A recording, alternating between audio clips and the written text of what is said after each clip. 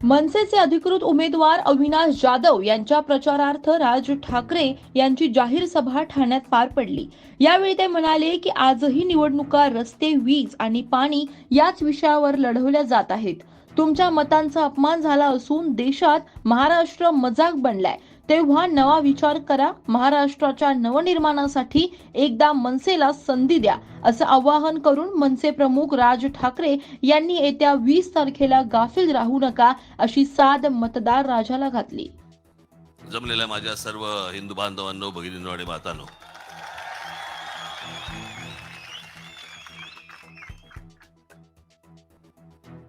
मगाशी मी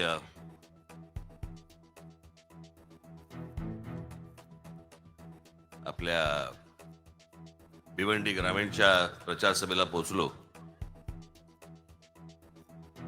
आणि जरा थोडस मला हे जे सगळं दिवसभर चालू असतं बडबड बडबड बडबड बडबड, त्याच्यात जरा थोडस असं जरा अचानक थकल्यासारखं वाटायला लागलं वगैरे, पाणी बिणी घेतलं वगैरे, पण मग जरा नॉर्मल झालं। पण तिकडे पहिल्या सभेला मी त्यांना सांगितलं, म्हटलं मला मला मी काय भाषण बिषण करणार नाही, मी आलेल्या लोकांना सगळ्यांना भेटीन। मग मी लोकांमध्ये गेलो, मी लोकांना भेटलो, लोकांशी बोललो, म्हटलं जरा तब्येत थोडी बरं वाटत नाही मला, तर याला जरा सांभाळून घ्या। होय साहेब, होय साहेब। बाकीचे दुसऱ्या बाजूला होते पण बोलले होय साहेब, होय साहेब। आणि म्हणून मी त्याला सगळ्यांना भेटून भेटून निघालो। साहेब, हीच गोष्ट व्यासपीठावर सांगा ना। मी म्हटलं अरे हे जर सांगायचं असं मी पहिल्यांदाच चढलो असतो ना व्यासपीठावर। एकदा असंच झालं होतं, एक बिल्डर माझ्याकडे आला होता आणि त्या बिल्डरला तुम्हाला म्हणाला की नाही माझ्या असं असं इकडे काम सुरू आहे, तर आपले काही लोक मला तिथे त्या लोकांच्या साठी म्हणून तिकडे जरा त्रास देत आहेत, तिकडच्या लोकांना काहीतरी घर मिळत नाहीत म्हणून वगैरे, मी त्यांना सगळ्यांना देणार आहे, पण जरा तुमच्या लोकांना जरा सांगाल का? म्हटलं बरं बाबा, मी एक काम करतो, म्हटलं आमच्या नितीन सरदेसाईंना सांगतो, ते येऊन तुझं म्हटलं काम करतील। साहेब, आता इतक्या छोट्या गोष्टीसाठी त्यांना कुठे त्रास देत आहे? साला माझ्याकडे आला होता आणि मला सांगतो छोट्या गोष्टीसाठी त्यांना कुठे त्रास देत आहे? हे तसेच मला व्यासपीठावर घेऊन गेले, पण मग गोळीबिळी घेतली, सगळं ठीक आहे। आता काय, आज निवडणूक शेवटच्या टप्प्यावरती येऊन ठेपलेली आहे। मी आज काय फार लंब चौडं भाषण करणार नाहीये तुमच्या समोर। सगळ्या गोष्टी मला वाटतं, सगळी भाषणं तुम्ही कदाचित ऐकली पण असतील माझी।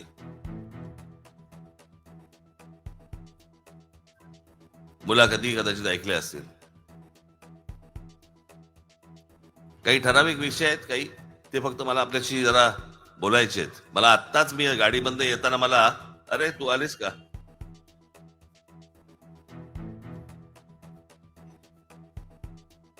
तू खाली काय बसून ऐकतेस? तू वरती आहे? अगे ये ग, ये ये ये वरती ये।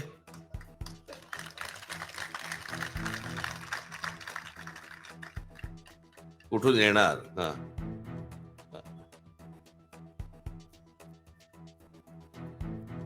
ही आमची बालमैत्रीण असिलता राजे सावरकर, स्वातंत्र्यवीर सावरकरांची सख्खी नात।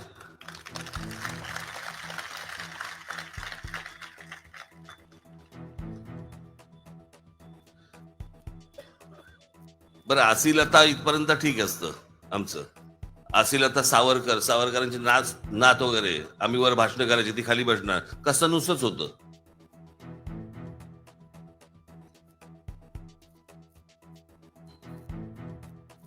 मी आता बस का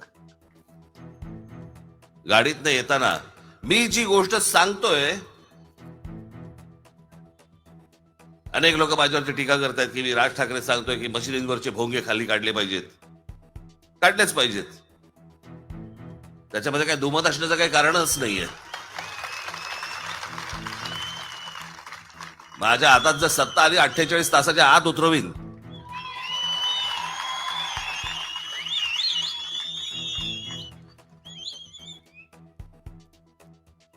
सगळं स्वतःच्या सोयीनुसार चालणं, यांचं सगळं स्वतःच्या सोयीनुसार, धर्मातल्या गोष्टी यांच्या सोयीनुसार। हिजाब का घालायचा? तर कुराणमध्ये लिहिलंय. पैशावरून व्याज का नाही घ्यायचं? कुराणमध्ये लिहिलंय. मग कुठच्या कुराणाच्या पानावरती लिहिलंय लाऊडस्पीकर लावा म्हणून? बरं, कुराण ज्या वेळेला लिहिलं गेलं तेव्हा लाऊडस्पीकर नावाचा काही जन्मबिंब झाला होता का तेव्हा? सगळं स्वतःच्या सोयीने करायचं आणि दुसऱ्याला त्रास द्यायचा. मला बरं या गोष्टीचं वाटलं. माझ्याकडे आत्ताच बातमी आली, 92 साली जेव्हा दंगली झाल्या होत्या त्यावेळेला एक बाबू खान नावाचा माणूस मुंबईमधल्या बांद्र्यामधल्या बेहरामपाड्यामध्ये राहणारा माणूस मशिदींवरच्या भोंगे काढा याच्यासाठी कोर्टात गेला. अभिमान आहे मला असल्या बाबू खानचा.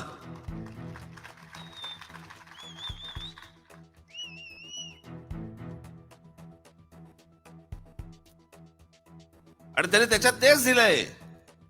त्याचं जे कोर्टामधलं आर्ग्युमेंट आहे की सकाळची जी अजान असते, पूर्वीच्या काळामध्ये जेव्हा लाऊडस्पीकर नव्हते तेव्हा लोकांना बोलवलं जायचं. अहो, तेव्हा घड्याळ पण नव्हतं.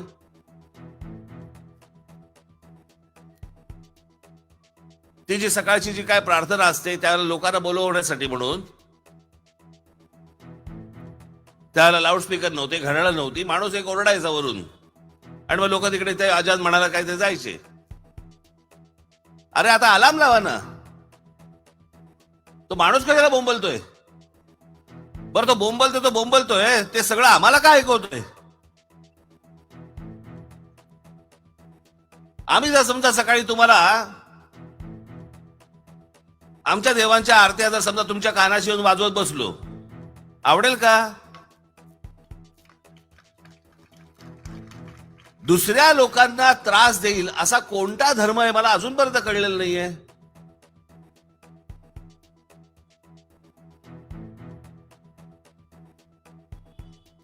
आणि याच्यावरती जर समजा तुम्ही अडून बसणार असाल, माझी तुम्हाला विनंती आहे, माझी तुम्हाला प्रार्थना आहे, किमान या तरी गोष्टीसाठी एकदा राज ठाकरेच्या हातात सत्ता देऊन बघा. नाही वटणीवरती आणले तर बघा मला. हा काही धार्मिक विषय नाहीये, हा लोकांना त्रास होतोय.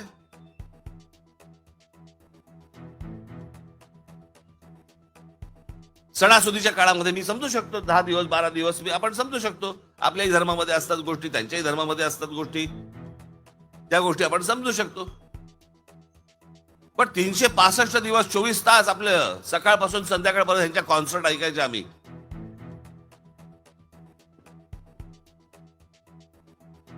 प्रत्येकाने आपापला धर्म आपल्या घरामध्ये ठेवला पाहिजे, उंबरठ्याच्या बाहेर येऊ देता कामा नये.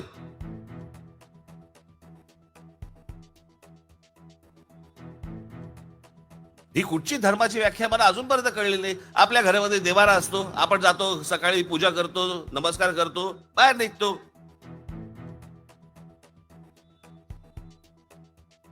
तुम्हाला तुमची काय प्रार्थना म्हणायची असेल घरामध्ये बसा, बसा तुमच्या गुडघ्यावरती, करा सगळं वर,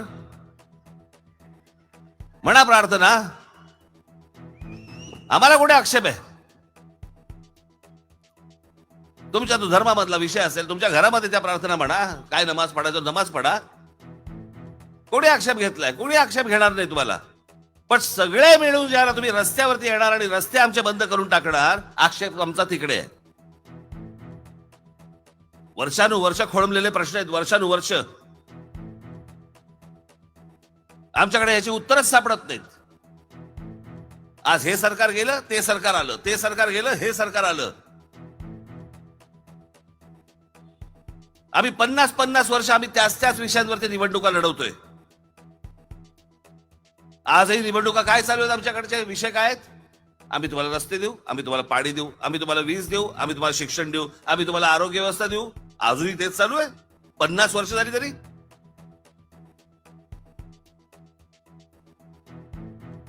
अहो, मूलभूत गरजा जर समजा आमच्या संपल्या नाहीत, आमच्याकडच्या तरुणांना तरुणींना नवीन स्वप्न कशी दिसतील?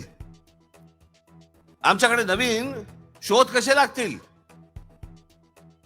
पण मी आता पण म्हंटल होतं, मी त्या तुमच्या काय ते दिव्याला, आमच्याकडे Guinness book of world record मधला माणूस कोण, ज्याची नखं वाढली आहेत,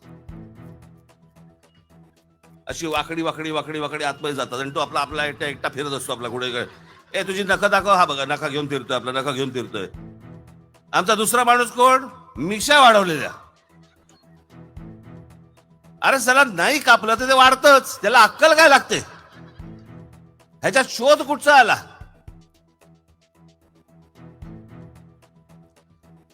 त्या नखं वाढवलेल्या माणसाचं मला नेहमी कौतुक वाटतं, त्याचं सकाळी काय होत असेल.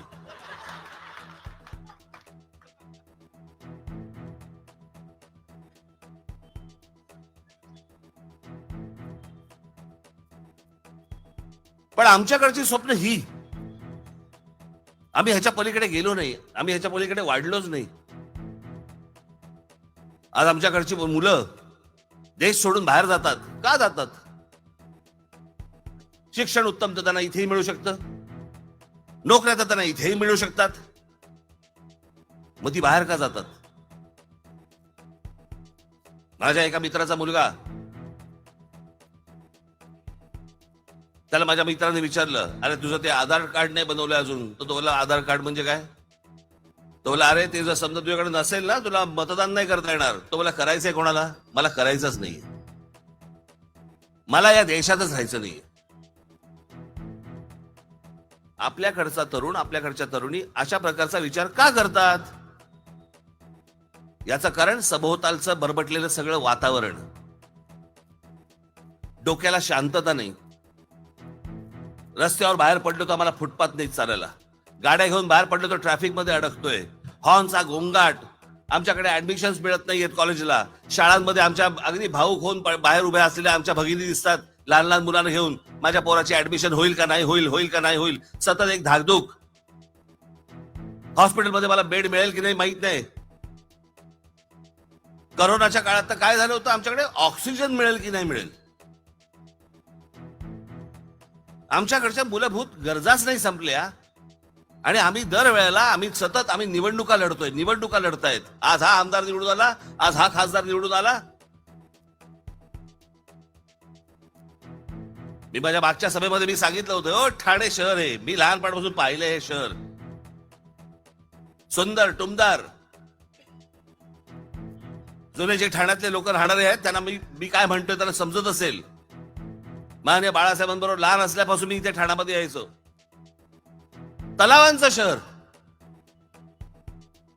छोटी मोठी सगळी अशी तलाव, इथे तलाव असायचे. पुढे काय झालं, तलाव बुजवले आम्ही.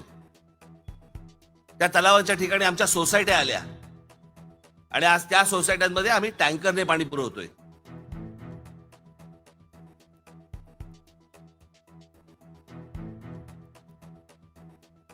आज तुम्ही इंटरनेटवरती असता, तुम्ही तुमच्या मोबाईल फोनवरती असता.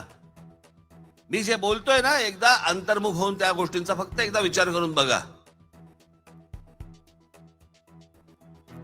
कुठच्याही ठाणेकराला विचारलं, समजा तुला आत्ताचं ठाणं आवडतं का जुनं, तो म्हणतो जुनं. कोणत्याही पुणेकराला विचारून बघा, तुला आत्ताचं पुणे आवडतं का जुनं, तो म्हणतो जुनं.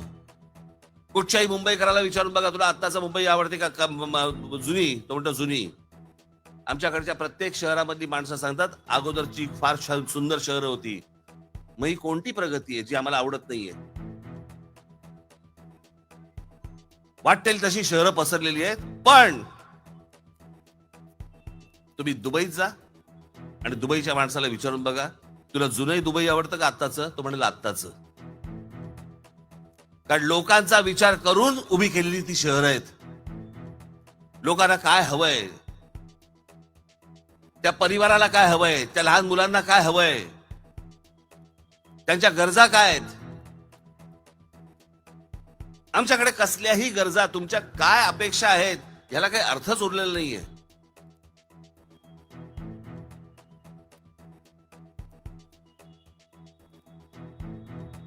म्हणजे आता ते शिवसेना, आता ती वेगळी फोड करायला लागते, ह्याची का त्याची. उद्धव बाळासाहेब ठाकरे म्हणजे उद्धव ठाकरेंनी त्यांच्या जाहीरनाम्यामध्ये काय दिलं असेल, तर आम्ही जिल्ह्यामध्ये शिवाजी महाराजांची मंदिर बनवू. अहो, शिवाजी महाराजांची मंदिरं नाही बनवायची आहेत, आपल्याला विद्या मंदिरं बनवायची आहेत, शिवाजी महाराजांचे गडकिल्ले बनवायचे आहेत.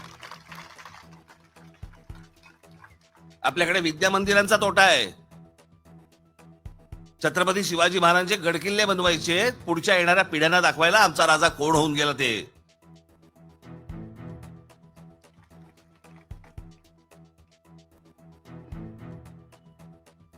प्रत्येक ठिकाणी आम्ही आमचे पुतळे उभे करायचे. कुठच्या कोपऱ्यामध्ये आम्ही बघायचं, एक आहे इथे छत्रपती शिवाजी महाराजांचा पुतळा उभा करायचा, आमच्या डॉक्टर बाबासाहेब आंबेडकरांचा पुतळा उभा करायचा. जयंती आणि पुण्यतिथीला जायचं तेव्हा आम्ही स्वच्छ करणार ते पुतळे, हार घालणार, आमचा विषय संपला. नंतर कोणीही त्या पुतळ्यांकडे पाहत नाही.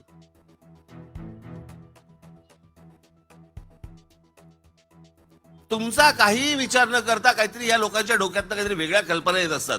आता काय करायचं, छत्रपती शिवाजी महाराजांचा समुद्रात पुतळा उभा करू. कोणी मागितलंय, काय चाललंय? जेव्हा ही घोषणा झाली त्याच वेळेला मी सांगितलं होतं पुतळे बंद करा आता बनवायचे. छत्रपती शिवाजी महाराजांचं खरं स्मारक, खरी स्मारक हे गडकिल्ले आहेत, पुतळे नाही आहेत.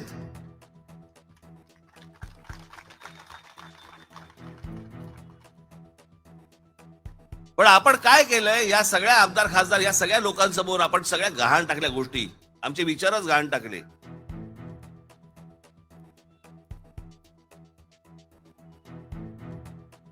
आम्ही यांचे गुलाम असल्यासारखे यांच्यासाठी आम्ही रांगेत उभे राहतो, उन्हातानामध्ये उभे राहतो, यांच्यासाठी आम्ही मतदान करतो. आणि मग ही लोक काय करतात, तुमच्या मतांचा विचार नाही होत. मला हा माणूस नकोय, मला हा पक्ष नकोय म्हणून तुम्ही ह्या पक्षाला मतदान केलं, आणि मतदान केल्यानंतर जेव्हा हा माणूस जिंकून येतो त्यावेळेला हा माणूस उठतो आणि ह्या पक्षावर जातो. मग गधड्या आम्ही त्यालाच पहिलं मतदान केलं असतं ना. आमच्या फुकटच्या मतांवरती नंतर तू करोडो रुपये घेणार आणि ह्या पक्षाबरोबर जाणार, हा तुमच्या मताचा अपमान नाहीये.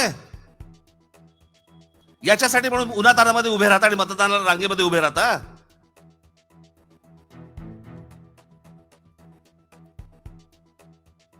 शिवसेना भारतीय जनता पक्ष युती आणि काँग्रेस राष्ट्रवादी काय आघाडी, हे नको म्हणून यांना मतदान केलं आणि हे नको म्हणून यांना मतदान केलं. 2019 निवडणूक फक्त आठवून बघा, आठवून त्या गोष्टींचा फक्त विचार करून बघा की या महाराष्ट्रामध्ये काय झालं. भारताच्या इतिहासामध्ये आजपर्यंत अशी घटना घडलेली नाहीये. आज महाराष्ट्र बाकीच्या राज्यांमध्ये एक मजाकचा विषय झालाय. मजाक क्या देखा की नाही महाराष्ट्र में क्या हो रहा है. शिवसेना भारतीय जनता पक्षाला तुम्ही मतदान केल्यानंतर, बहुमतामध्ये आल्यानंतर त्यातला एक पक्ष उठतो स्वतःच्या स्वार्थासाठी, माझ्या गळ्यामध्ये मुख्यमंत्री पदाची माळ घाला म्हणून तो उठतो आणि ज्यांच्याबरोबर हयात गेली अख्खी विरोधामध्ये त्यांच्याबरोबर जाऊन बसतो. का माझ्या गळ्यामध्ये मुख्यमंत्री पदाची माळ घाला म्हणून.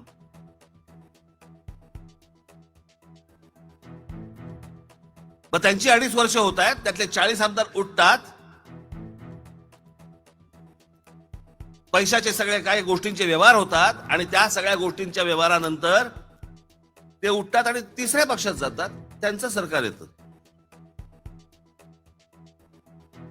मग ज्याला 70,000 कोटीच्या भ्रष्टाचाराखाली जेलमध्ये टाकणार होते त्याला अचानक डोळा मारतात, तो येऊन ह्यांच्या मांडीवर बसतो. काय चाललंय मला एकदा नागरिक म्हणून तुम्ही समजून सांगा, जरा मला मतदार म्हणून मला समजून सांगा हे नेमकं काय होतंय. ही गोष्ट एवढ्यासाठीच होते कारण तुम्ही शांत बसता. आम्ही फोटोवरती मतदान करतो. जी व्यक्ती आता हयात नाही त्या व्यक्तीचा फोटो बघून आम्ही त्यांच्याकडे मतदान करतो. आम्ही कुठची तरी जात बघून आम्ही मतदान करतो. आम्ही पूर्वीचा पक्ष असा होता, इतके वर्ष आम्ही त्यांना मतदान करत आलो म्हणून आम्ही त्यांना मतदान करतो. सगळं झूट आहे, सगळं झूट आहे. आज काय परिस्थिती आहे, तुमची काय हालत झाली आहे. एकदा स्वतःच एकदा विचार करून बघा.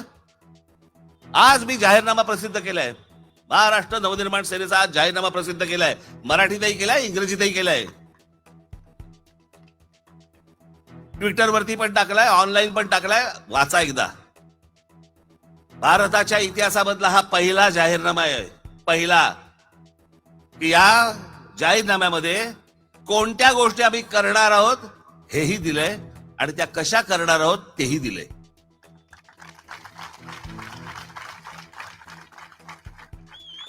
तुम्ही आजपर्यंत जे जाहीरनामे वाचले ते काय सांगितले? आम्ही हे करू, आम्ही ते करू, आम्ही ते करू. कसं करू माहित नाही. सगळे विषय मांडलेत, रोजगारापासून पाण्याच्या प्रश्नापर्यंत सगळे विषय सगळे मांडलेले आहेत त्याच्यामध्ये, आरोग्यापासून पर्यटनापर्यंत तुम्ही म्हणाल तो विषय त्या सगळ्या अख्ख्या पुस्तिकेमध्ये, आणि त्याची सोडवणूक कशी करायची त्याची सोल्युशन्स देखील त्याच्यामध्ये दिलेली आहेत. मी जे करतोय बाबांनो, मी खरंच प्रामाणिकपणे करतोय. मला कुठच्याही खुर्चीचा सोर्स नाहीये, मला कुठच्याही गळ्यामध्ये मुख्यमंत्री पदाची माळ घालण्याची इच्छा पण नाही मला.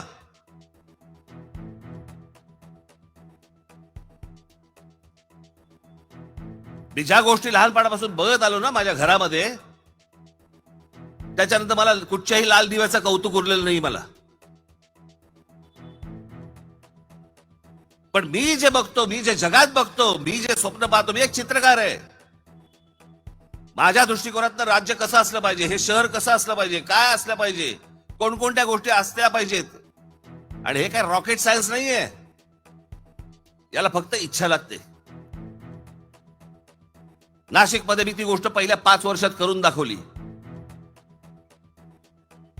जे मी इथून उठून रतन टाटांना मी नाशिकला नेलं, रतन टाटांनी एका बोटॅनिकल गार्डन वरती पैसे खर्च केले. का नाही रतन टाटा ठाण्यात आले?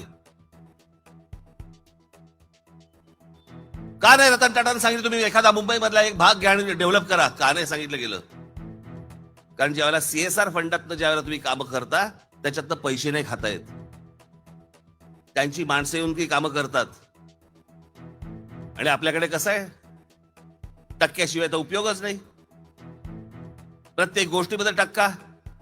मी तुम्हाला सांगतो, तुमच्याकडे कधी चांगले रस्ते होणार नाहीत, कधी चांगले फुटपाथ होणार नाहीत, कधी चांगल्या गोष्टी होणारच नाहीत.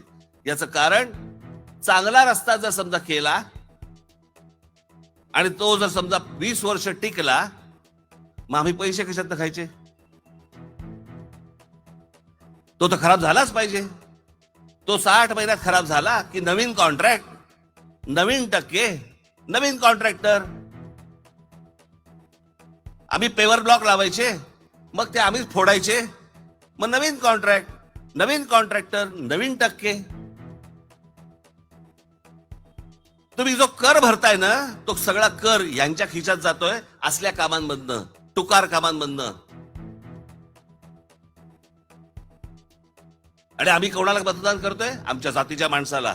आम्ही इतकी वर्ष ज्या पक्षाला आजपर्यंत मतदान करत आलो, आम्ही त्या पक्षाला मतदान करणार. आम्हाला ज्या प्रकारचे फोटो दाखवले जातात जे त्या पक्षाच्या अध्यक्षांचे, प्रमुखांचे, आम्ही त्याच्यावरती मतदान करणार. का? आजपर्यंत करत आलो. पण आम्हाला काय हवंय, आमच्या पुढच्या पिढ्यांना काय हवंय, पुढच्या येणाऱ्या पिढ्यांना काय हवंय, आमच्या शहरांची आम्ही काय माती करून ठेवतोय, कोणालाही पडलेलं नाही त्याची. कोणा काही देणं घेणंच नाही या गोष्टींचं. मी आज त्या पत्रकार परिषदेमध्ये मी विकास आराखडा मांडतोय, मी आपला जाहीरनामा मांडतोय, ज्याच्यामध्ये सगळ्या विकासाच्या सगळ्या गोष्टी आहेत. मला प्रश्न काय विचारतायत, शिंदे यांच्याबद्दल असं बोलले, तुमचं काय मत आहे? आणि मग उद्धव ठाकरे यांच्याबद्दल असं बोलले, तुमचं काय म्हणणं आहे? पण शरद पवार यांच्याबद्दल काही चाटू हे प्रश्न तुमच्या आमच्या हाताला काय लागणार आहेत? आमच्या प्रचाराच्या वेळेला एखाद्या वेळेला समजा आमच्या टीका होतात, त्या एखाद्या वेळेला टीका होतात, पण संपूर्ण पत्रकार परिषद त्या नुसत्या फक्त त्याच गोष्टींवरती झुंजवायची आणि मूळ प्रश्न जे महाराष्ट्राचे आहेत त्याच्यावरती कोणी प्रश्न नाही विचारायचे. आम्हाला मुलाखतीसाठी बोलवतात. काय वाटतं तुम्हाला पुढच्या 10 वर्षाचं महाराष्ट्राचं विजन काय वाटतं? गधड्या, शहराचं आणि राज्याचं 500 वर्षाचं विजन पाहिजे, 10 वर्षाचं नाही.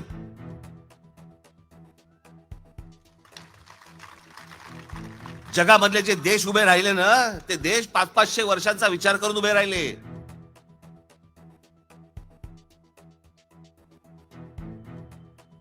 मी तुम्हाला एक गोष्ट सांगतो, आयझनहोवर नावाचे एक अमेरिकन प्रेसिडेंट होऊन गेले. दुसऱ्या महायुद्धाच्या नंतरच्या काळामध्ये ज्या वेळेला सगळी त्यांच्याकडे मंदी आली होती, मग मंदी आली असताना काय करायचं, कामं काढायला लागतात की ज्याच्यातनं पैसे रोटेट व्हायला लागतात, लोकांपर्यंत पैसे जायला लागतात. कामं काढली की लोकांपर्यंत पैसे जातात. काय काम काढलं असेल त्यांनी? त्यांनी फक्त एक काम काढलं, माझ्या अमेरिकेमधले सगळे रस्ते सरळ होतील, संपूर्ण सगळ्या राज्यांमधले रस्ते सरळ होतील. आणि नवीन रस्ते करायचे, त्याला तेवढं नव्हतं काही. आज ज्याला तुम्ही अमेरिकेमध्ये जाता, तुमचे कोणी नातेवाईक असतात, तुमचे कोणी मित्रपरिवारातले लोक असतात, तुम्ही टेलिव्हिजनवरती ज्याला बघता, इंटरनेटवरती बघता, व्हॉट्सअपवरती बघता, इंस्टाग्रामवरती बघता, तुझी अमेरिका जी दिसते ना, ती त्या माणसाने उभी केली. ते रस्ते अशाच मध्ये कॉलनीज होत्या, अनेक लोक राहत होते, अनेक स्लम्स होत्या, सगळ्या गोष्टी होत्या तिकडे, पण वेगळं काही नव्हतं. प्रचंड विरोध झाला त्या माणसाला, प्रचंड विरोध झाला. आयझनहोवर यांचं एक वाक्य फार मला प्रचंड आवडतं. या सगळ्या प्रचंड विरोधानंतर देखील तो ठाम माणूस राहिला. तो बोलला, नाही, रस्ते होणार म्हणजे होणार. आणि त्याचं वाक्य फार छान होतं. बोलला की आजची पिढी मला शाप देईल, पण भविष्यातल्या सगळ्या येणाऱ्या पिढ्या मला आशीर्वाद दिल्याशिवाय राहणार नाहीत. देश असे उभे राहत असतात, शहरं अशी उभी राहत असतात. पण मी त्या दिवशीचं पण एक सुजाण नागरिक काय असतात ना, सुज्ञ नागरिक काय असतात ना, याचं पण एक उदाहरण दिलं होतं. दुसऱ्या महायुद्धानंतर ज्यावेळेला विन्स्टन चर्चिल जिंकले ना, ते जिंकल्यानंतर V for victory, V for Winston, अख्ख्या इंग्लंडने त्याला डोक्यावरती घेतलं होतं. अख्ख्या इंग्लंडने जय जयकार, जिकडे जाईल तिकडे जय जयकार विन्स्टन चर्चिलचा. 8 महिन्यानंतर निवडणुका झाल्या. विन्स्टन चर्चिल स्वतः आणि त्यांचा पक्ष हरला. पत्रकार गेले लोकांकडे, अरे विन्स्टन चर्चिलला पाडलं तुम्ही? ते बोले, हो. म्हणजे काय कारण काय? तो माणूस म्हणे युद्ध काळात योग्य होता, शांततेच्या काळात नाही. हा जो समज ज्या मतदारांमध्ये आहे ना, मला त्याला म्हणतात सुज्ञ मतदार. आम्ही अजून त्याच विषयांवरती निवडणुका लढवतोय, पण आम्हालाच कळत नाहीये. आम्ही त्याच लोकांना मतदान करतो आहोत. बाबांनो, माझी आपल्याला हात जोडून विनंती आहे, यात बाहेर या. हे नुसते तुम्हाला खेळवत राहतील, हाताला काही लागणार नाही. आमच्या कुठच्या परिवाराला समजा वाटलं, आज कुठच्या माझ्या भगिनीला वाटलं की माझ्या मुलांना बाहेर घेऊन जायचंय, कुठे घेऊन जाणार? मॉलमध्ये पिक्चर दाखवणार. मग बेटा आपण रात्री मम्मम करून जेवून येऊया, मग तिकडे रेस्टॉरंटला जाणार. हे आमचे करमणुकीचे कार्यक्रम. पण उत्तम चांगल्या बागा होत आहेत, उत्तम चांगली मैदानं होत आहेत. मुंबईला बघा, शिवाजी पार्क मैदान, ओव्हल मैदान, आझाद मैदान, अशी असंख्य मैदान आहेत. पण ब्रिटिशांच्या काळात झाली तेवढीच. आपल्या लोकांच्या सत्ता काळामध्ये कुठचीही मोठी मैदानं झालेली नाहीयेत, एकही नाही. ज्याला 26 जुलैला ज्याला पाऊस आला आणि पाणी भरलं ना, उपनगर अख्खं मुंबईचं भरलं होतं. मुंबई शहर ज्याला म्हणतो आपण, ज्याला आयलंड सिटी, पाणी नव्हतं, त्यांनी बांधली ती. 100 वर्षापूर्वी बांधलेलं छत्रपती शिवाजी महाराज टर्मिनस, एवढं मोठं स्टेशन बांधलंय. तेव्हा लोकांना असं वाटलं, अरे एवढं स्टेशनची गरज आहे का? आजच्या लोकसंख्येला पुरतंय. 100 वर्षाचा विचार करून गेलेल्या गोष्टी असतात.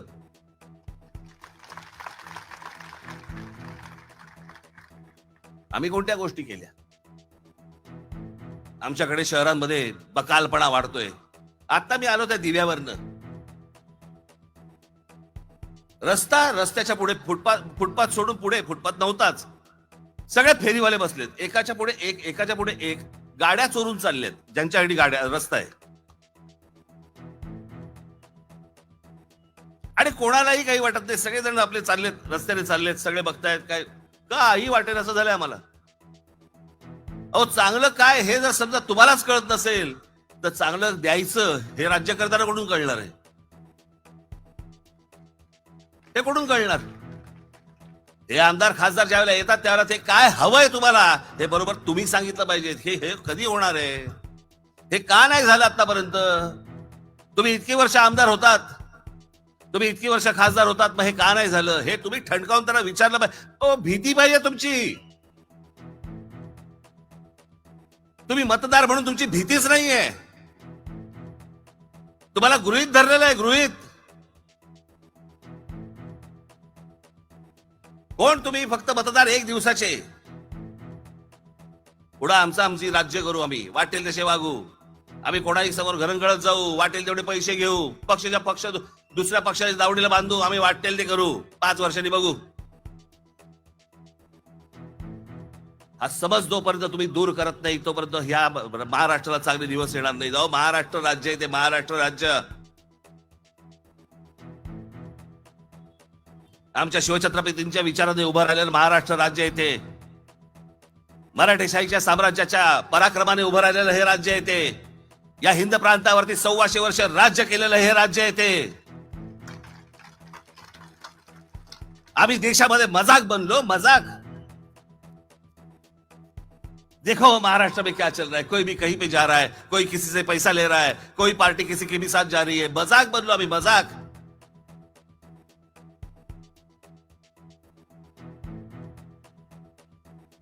मला आजपर्यंतचे सगळे अनुभव बाजूला सारावे लागतील, सगळ्या गोष्टी तुम्हाला बाजूला ठेवाव्या लागतील, नवा विचार तुम्हाला करावा लागेल. म्हणून मी माझ्या पक्षाचं नाव ठेवतानाच नवनिर्माण ठेवलं.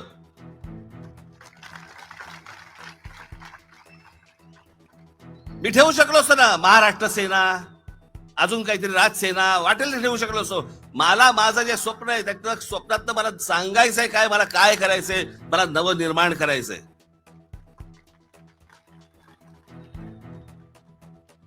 आणि या नवनिर्माणाची संधी मी आज तुमच्याकडे सगळ्यांकडे मागतोय, महाराष्ट्राकडे मागतोय. ही संधी गेली, तुमच्या आयुष्यातली परत 5-5 वर्ष निघून जाणार. 5 वर्ष कशाला म्हणतात आपण कळते का आपल्याला? मी मागे पण सांगितलं ना, हा काही शाहरुख खान सलमान खानचा पिक्चर नाहीये. शुक्रवारी पडला आणि सोमवारी दुसरा सुरू केला. तुमच्याही आयुष्यातली 5 वर्ष जातात, आमच्याही आयुष्यातली 5-5 वर्ष जातात. स्वप्न साकारण्याच्या उमेदीचा काळ असतो, उमेदीचं वय असतं. ते एकदा सरलं की मग काही नाही उपयोग.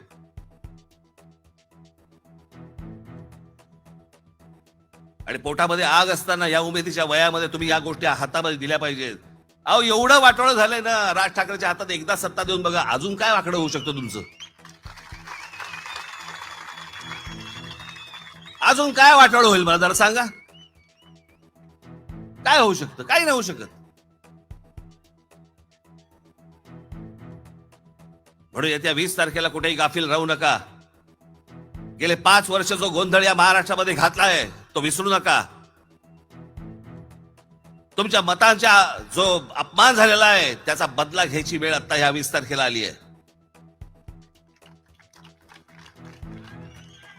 कुठेही या गोष्टी विसरू नका. काय 5 वर्षामध्ये झालंय, एकदा तुमचा अंतर्मुख होऊन विचार करा. आणि म्हणून तुमच्यासाठी आज माझा अविनाश असेल, आज माझा संदीप पाचंगे आहे, सुशांत आमचा सूर्यराव आहे. पोटात आग असलेली पोरं आहेत ही सगळी, पोटात आग असलेली, तुमच्यासाठी 24 तास धावणारी.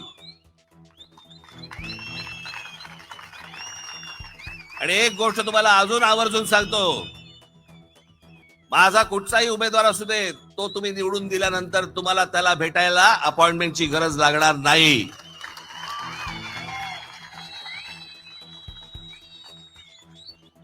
म्हणून येणारी 20 तारीख आपण सोडू नका. या सगळ्या लोकांना वटणीवरती आणा. आज या महाराष्ट्रामध्ये महाराष्ट्र नवनिर्माण सेना नावाचा पक्ष तुमच्या समोर एक पर्याय म्हणून उभा आहे. राज ठाकरे एक स्वप्न उराशी बाळगून तुमच्या समोर आलेला आहे. एकदा संधी या महाराष्ट्र नवनिर्माण सेनेला आणि माझ्या सगळ्या सहकार्यांना द्या. आणि म्हणून मला आपल्याला सगळ्यांना सांगणं की येत्या 20 तारखेला रेल्वे इंजिन या निशाणीवरती आपण बटन दाबून माझ्या सर्व उमेदवारांना आपण प्रचंड मताने आपण विजयी करावं असं एक आवाहन करतो आणि आपल्या सर्वांची मी रजा घेतो. धन्यवाद. जय हिंद, जय महाराष्ट्र.